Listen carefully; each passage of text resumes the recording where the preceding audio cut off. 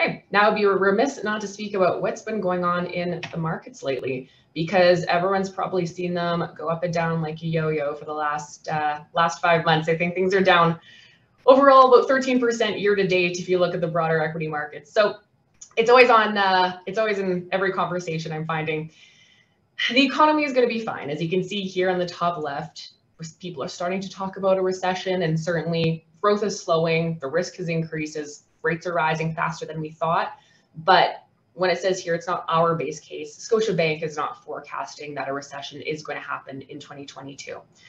We are just going to keep seeing some headline risk of higher prices, higher interest rates. Again, we've seen energy prices shoot up across the world. Agricultural prices have gone up. And all that means is that central banks are going to double down and make sure they are committed to bringing inflation down and costs under control. So you've seen, of course, so when this happens and interest rates rise faster than expected, as they have, certainly in Canada, we've moved forward faster than the US Fed has.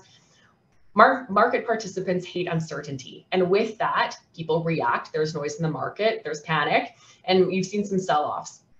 When it comes to it, at the end of the day, diversification and planning, as you can see here, that's the best way to plan for this and mitigate it, is having your investment solutions spread out over different issuers, different types of products, time horizons, whatever it might be, depending on the individual. But there's there aren't a lot of great options, unfortunately, when you see numbers like we are these days, and it becomes harder to plan for. But diversification and high quality is what we steer our clients towards. So here we go. Q1, how's it looking? You know, it's an unusual market when coal stocks are hot and tech stocks are not.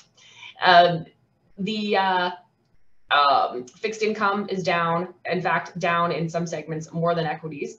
And we're playing defense these days, not offense, but defense. There's your hockey segue for later this evening. US international, they've underperformed when it comes to Canada. We're a very resource-driven economy. And so we're up about 3% year to date, but fixed income has also taken it on the chin. Bonds are generally not a great holding when interest rates are rising. And while certain segments are more affected than others, for example, government bonds, usually a safe haven and something that's been known for a lot of stability. Again, all just to say that this is why it requires constant attention and planning. And this is really what we try to help our clients with, and use all the most current market outlooks with all the information that we've been given.